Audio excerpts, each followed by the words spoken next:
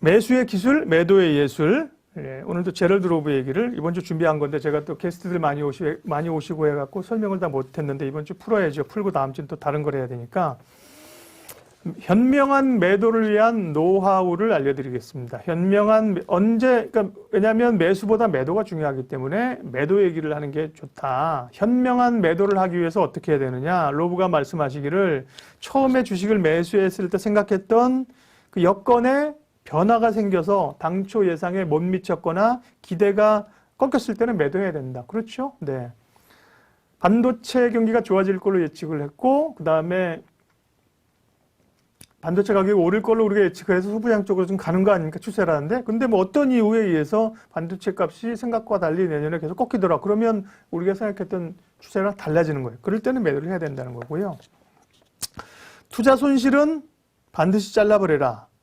손절매 원칙이야말로 내가 항상 옳은 것이라고 가르치는 주식시장의 유일한 원칙이다.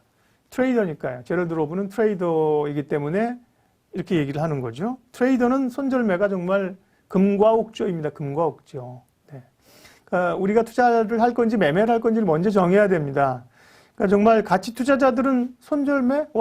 손절매가 뭐죠? 네. 영어로 뭐예요? 뭐 그런 단어 저는 못 들어봤는데요. 가치 투자자는 그렇게 얘기할 겁니다. 싸질수록 더 싸게 주식을 살 수 있으니까. 그러나 많은 분들은 그런 가치 투자자가 아니라 트레이더이고 트레이딩을 하는 분들이기 때문에 트레이딩 하는 분들 입장에서는 연장 수업, 네.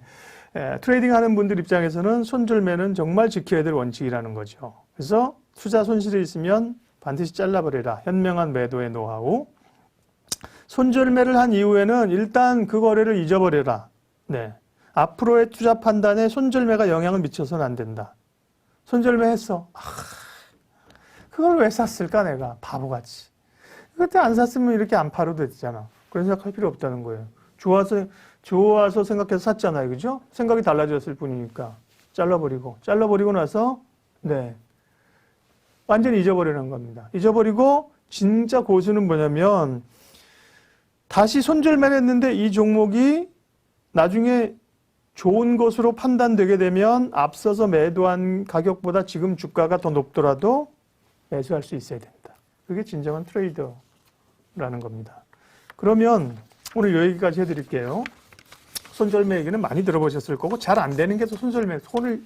손을 자르는 게 쉽지 않잖아요. 그죠? 손을 자르는 게 손절매가. 그런데 그러면은 손절을 다 하려, 손절이 제일 어렵죠. 맞아요. 어렵고 또 트레이딩 하는 분들은 손절을 일정 부분 해야 돼요. 해야 되는데 그러면 어떻게 손절을 해야 되느냐. 이것도 우리가 배워야죠. 배우고 실험해 봐야 되는데 로브의 말은 이렇습니다. 손절매를 어느 정도 수준에서 할 것인가. 네.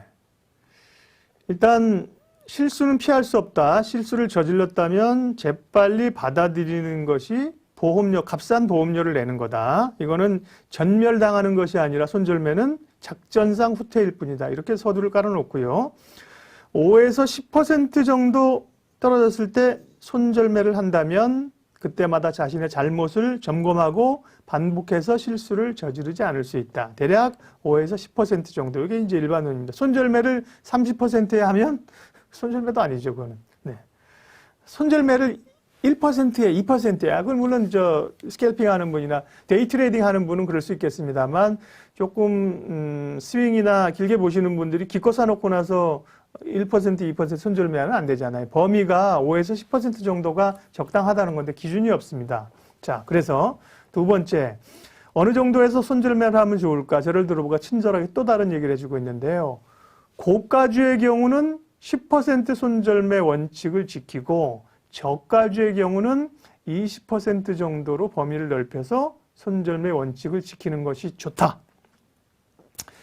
제럴드 로브가 막 지르겠습니까? 자기도 경험을 하고 정말 몇십 년 투자하면서 자기의 그 경험과 노하우를 얘기해 주는 거죠. 일반적으로는 한 5에서 10% 하고 자기가 해보니까 이게 종목마다 다르다는 거죠. 고가주 같은 경우는 이제 단단한 종목이고 이 대형주 이런 경우가 많잖아요. 그죠? 그런 경우니까 10% 원칙을 지키고 중소형주나 저가주 같은 경우는 조금 더 탄력 있게 가져가도 되겠다. 자기란 20%까지 손절매 원칙을 넓혔다는 거예요.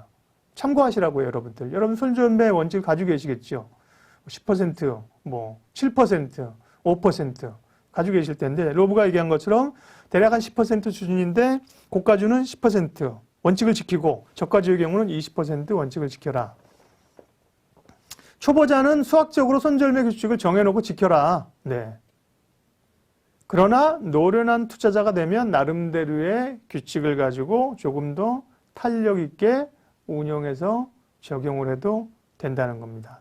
어쨌든 간에 트레이딩을 하는 사람이라면 반드시 손절매를 해야 된다. 어리석은 바보들만 손실이 커가도록 그냥 놔둔다. 반드시 잘라버려야 된다. 트레이더 입장에서 그렇게 얘기를 한다는 거죠. 제럴드 로브의 이야기까지 전해드렸습니다. 주식 라이브쇼, 뭐 아쉬움은 있고, 여러분들이랑 또 못한 얘기도 있지만, 오늘 주식시장이 문 닫는 게 아니니까 오늘 여기까지 하겠고요. 네, 수고하셨습니다. 주말 잘 보내시고요. 건강관리 잘 하시고요. 재충전해서 또 다음 주에 우리 다시 만나죠. 고맙습니다.